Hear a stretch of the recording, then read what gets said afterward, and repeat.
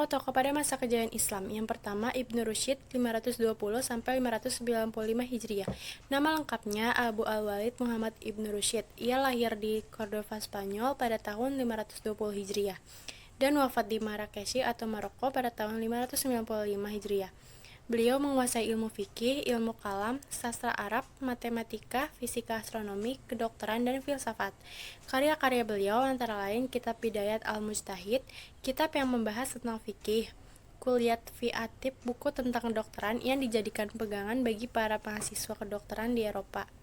Fasl Al-Magal fi Mamain Al-Hikmat wa Asy Syariat.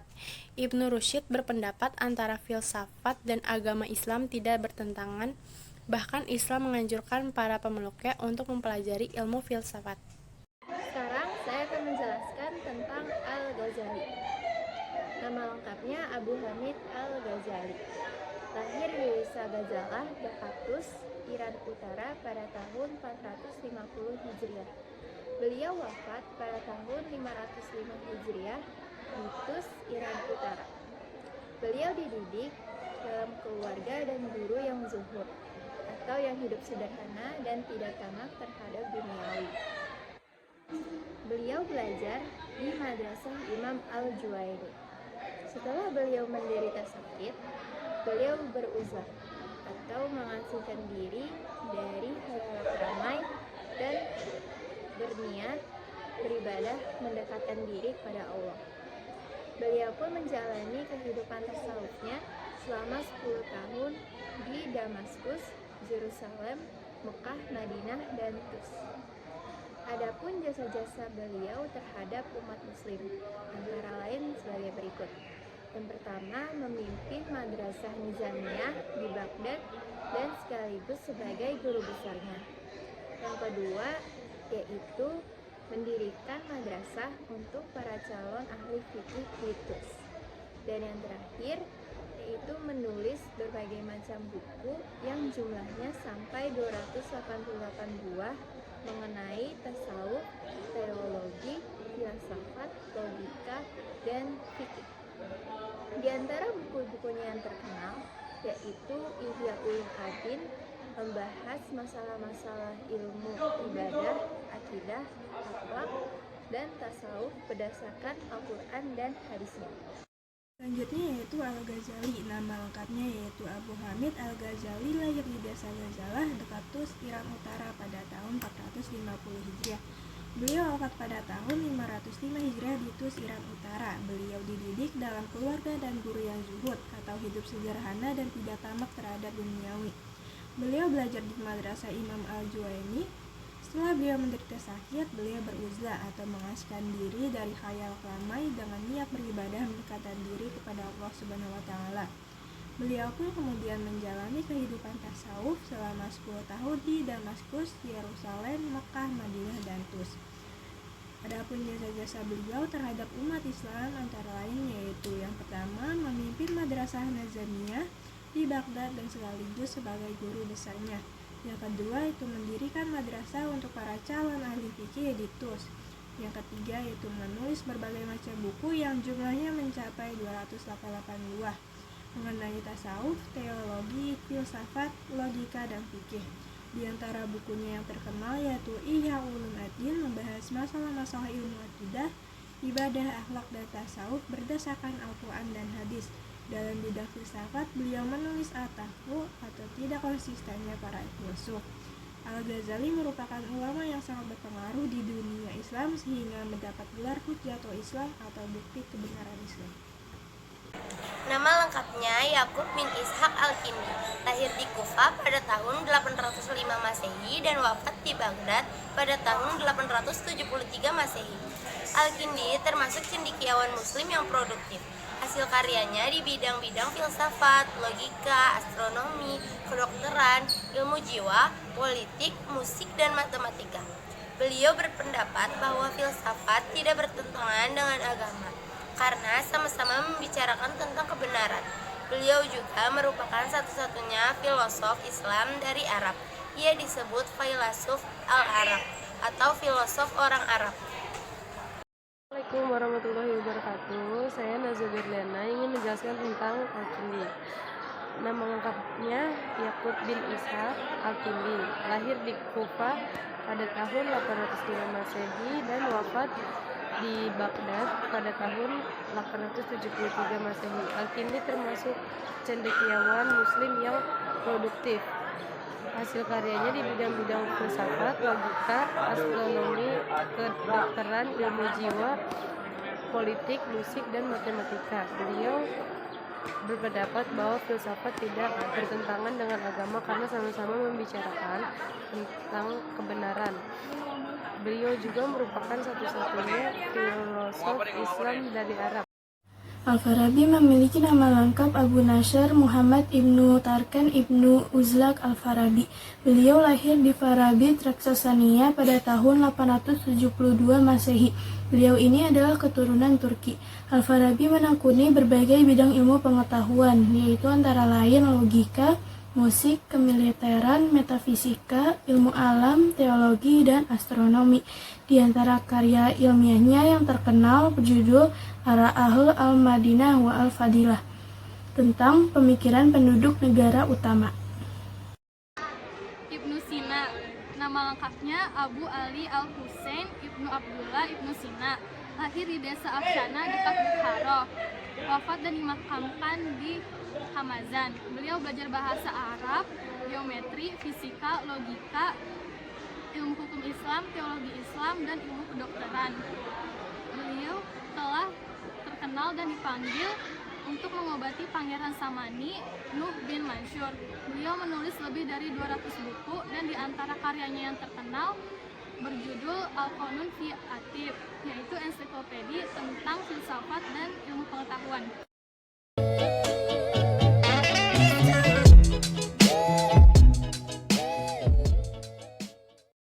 Tokoh pembaruan Islam yang pertama yaitu Syekh Waliullah yang dilahirkan di Delhi pada 21 Februari 1703. Ia memperoleh pendidikan dari orang tuanya yang dikenal sufi dan pengelola madrasah yaitu Syekh Abdul Rahim.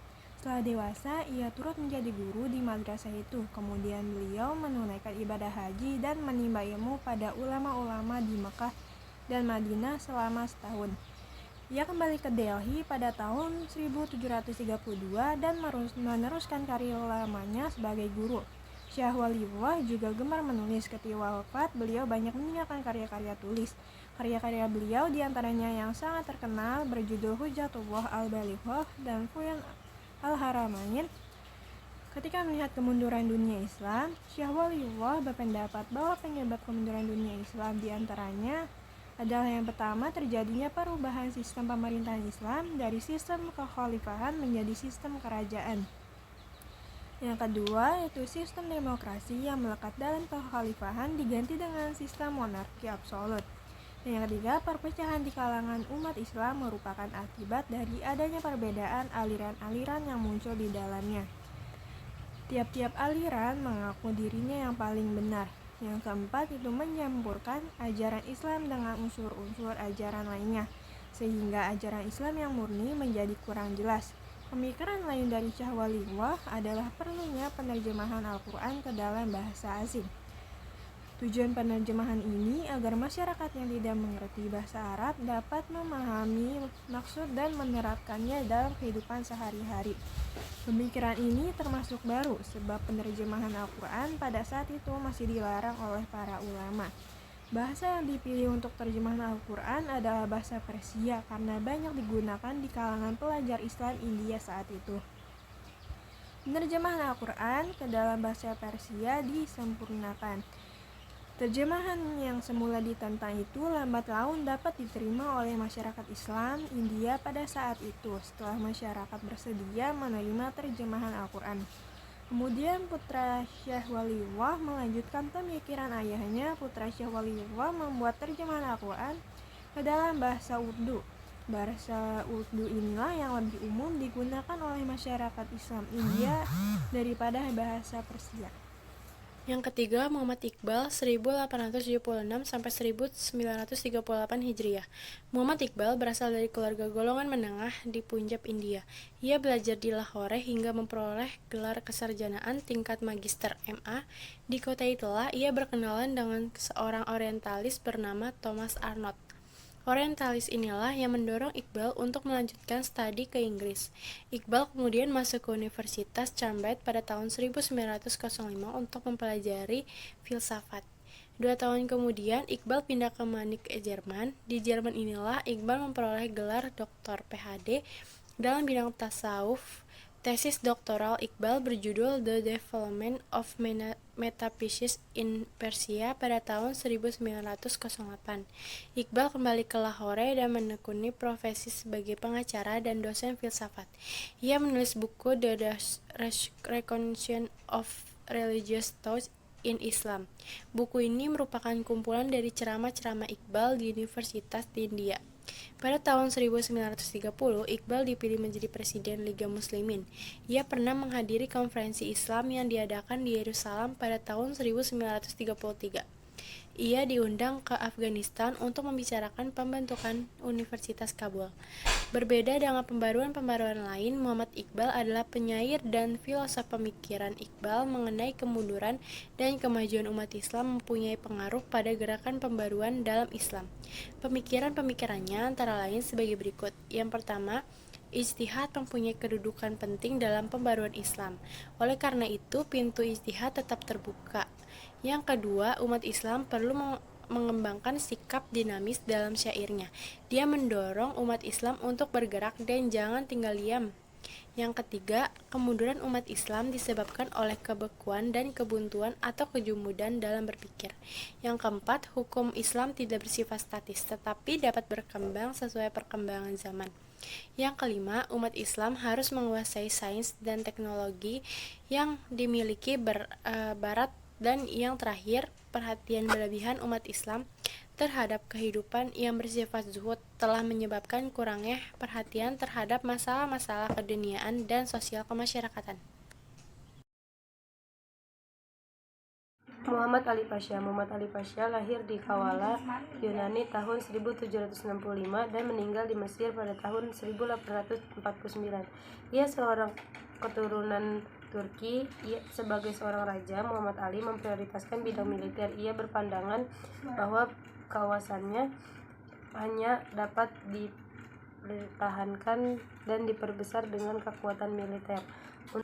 Untuk menopang kekuatan militer, maka ia membangun kekuatan ekonomi. Ia berpendapat bahwa di balik kekuatan militer pasti ada kekuatan ekonomis. Ia berpendapat bahwa di balik kekuatan militer pasti ada kekuatan ekonomi sebagai penyedia biayanya. Untuk membangun kekuatan militer dan kekuatan ekonomi, ilmu modern diperlukan sebagaimana telah dikenal orang di Eropa.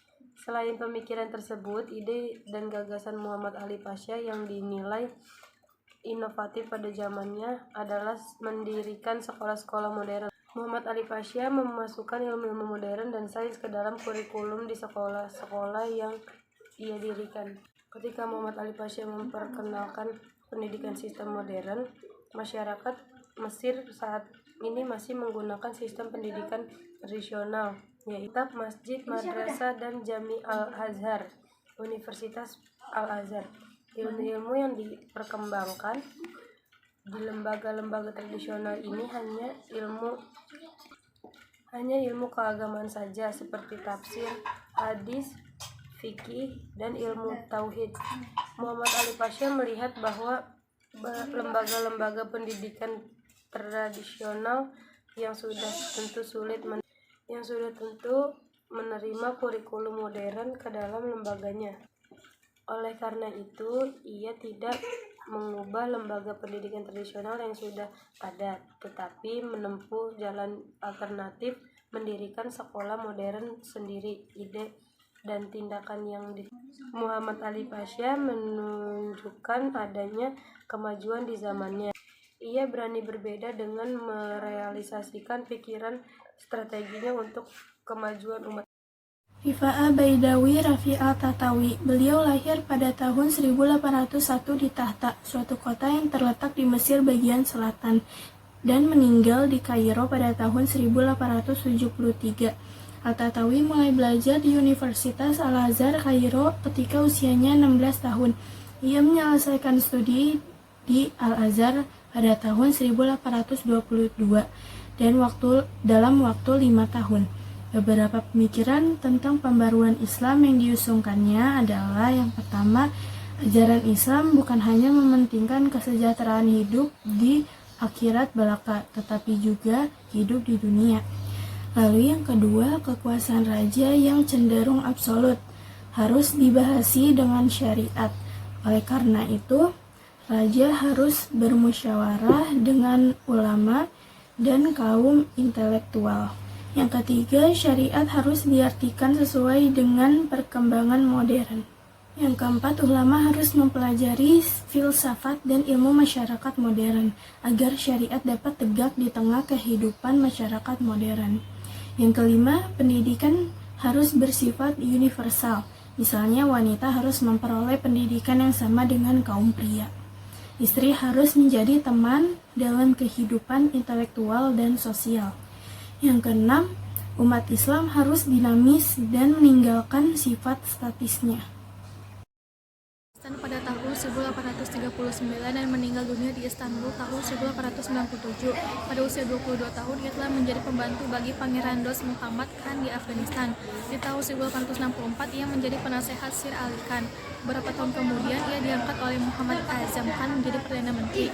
Pada saat ia menjadi Perdana Menteri, penguasa Inggris telah mulai mencampuri soal politik dalam negeri Afghanistan. Ketika pergolakan terjadi di Afghanistan, maka Al-Afghani memilih untuk melawan golongan yang disokong oleh Inggris. Dalam pergolakan itu, pihak Al-Afghani kalah, maka ia merasa lebih aman meninggalkan tanah tempat kelahirannya dan akhirnya menempuh perjalanan ke Mesir. Jamaluddin Al-Afghani tentang pembaruan Islam adalah 1. Kemunduran umat Islam tidak disebabkan karena Islamnya. Kemunduran itu disebabkan oleh berbagai faktor yang terdapat dalam diri umat Islam sendiri. 2. Untuk mengembalikan kejayaan Islam di masa lalu dan sekaligus menghadapi dunia modern, maka umat Islam harus kembali kepada ajaran Islam yang murni. Islam juga harus dipahami dengan akal serta kebebasan berpikir. 3. Corak pemerintahan autokrasi dan absolut harus diganti dengan pemerintahan demokratis. Kepala negara harus bermusyawarah dengan pemuka masyarakat yang berpengalaman. 4. Tidak ada pemisahan antara agama dan politik. Rasa solidaritas antar umat Islam atau pan-Islamisme harus dihidupkan kembali di dunia Islam. Muhammad Abduh dilahirkan di daerah Mesir Hilir pada tahun 1849 dan wafat tanggal 11 Juli 1905. Ketika kecil, Muhammad Abduh belajar di rumah. Ia melanjutkan belajar Al-Quran hingga hafal dalam waktu 2 tahun. Ia kemudian meneruskan studinya ke Universitas Al-Azhar. Di lembaga inilah Abduh untuk pertama kalinya bertemu dengan Jamaluddin Al-Afghani yang datang ke Mesir dalam perjalanannya ke Istanbul. Dalam pertemuan itu, Jamaluddin Al-Afghani mengajukan pertanyaan-pertanyaan mengenai arti beberapa ayat Al-Quran. Kemudian, Al-Afghani memberikan tafsirannya. Perjumpaan itu menorehkan kesan yang baik dalam diri Muhammad Abduh. Ketika Jamaluddin Al-Afghani datang ke Mesir lagi untuk menetap di tahun 1871, Muhammad Abduh menjadi muridnya yang setia. Ia mulai belajar filsafat di bawah pimpinan Jamaluddin Al-Afghani. Di masa ini, ia telah mulai menulis karangan-karangan untuk harian Al-Ahram. Studi Abduh di Al-Azhar selesai pada tahun 1877 dengan mendapat gelar alim. Setelah itu, ia mulai mengajar. Pertama di Al-Azhar, kemudian di Dar al-Ulum, dan di rumahnya sendiri. Di antara sumber bahan ajarannya adalah buku akhlak karangan Ibnu Miskawayh, Mukadimah karya Ibnu Khaldun, dan sejarah kebudayaan Eropa karangan Guizot. Ketiga buku tersebut diterjemahkan Al-Tahtawi ke dalam bahasa Arab di tahun 1857. Adapun ide-ide pembaruan Muhammad Abduh yang membawa dampak positif bagi pengembangan pemikiran Islam sebagai berikut. Yang pertama, pintu ijtihad masih terbuka lebar bagi umat Islam. Ijtihad merupakan dasar penting dalam menafsirkan kembali ajaran Islam. Yang kedua, Islam adalah ajaran rasional yang sejalan dengan akal. Dengan akal, maka ilmu pengetahuan menjadi maju. Yang ketiga, kekuasaan negara harus dibatasi oleh konstitusi yang dibuat oleh negara yang bersangkutan. Sekarang saya akan menjelaskan tentang Sultan Mahmud II. Pelopor pembaruan di kerajaan Turki Utsmani abad ke-19 sama dengan di Mesir, yaitu Raja. Pembaruan Islam di Mesir dipelopori oleh Muhammad Ali Pasha, sedangkan pembaruan di Turki dipelopori oleh Sultan Mahmud II. Sultan Mahmud II lahir pada tahun 1785 dan wafat pada tahun 1839. Ia mempunyai latar belakang pendidikan tradisional dalam bidang pengetahuan agama, pemerintahan, sejarah, dan sastra Arab, sastra Mesir, dan sastra Persia. Beliau diangkat menjadi sultan pada tahun 1807 dalam usia kira-kira 22 tahun. Ia berhasil memperkecil otonomi daerah kecuali kekuasaan Muhammad Ali Pasha dan satu daerah otonomi lain di Eropa. Berikut pemikiran-pemikiran pembaruan Sultan Mahmud II. Yang pertama yaitu menerapkan sistem demokrasi dalam pemerintahannya. Yang kedua yaitu menghapus pengutusan sultan yang dianggap suci oleh rakyatnya. Yang ketiga yaitu memasukkan bidang keilmuan umum ke dalam kurikulum lembaga-lembaga pendidikan madrasah. Yang keempat yaitu mendirikan sekolah maktabi untuk mempersiapkan tenaga-tenaga administrasi dan tenaga-tenaga ahli penerjemah. Yang kelima yaitu mendirikan sekolah kedokteran, militer, dan teknik. Sekian dari kelompok kami, kurang lebihnya mohon maaf. Wassalamualaikum warahmatullahi wabarakatuh.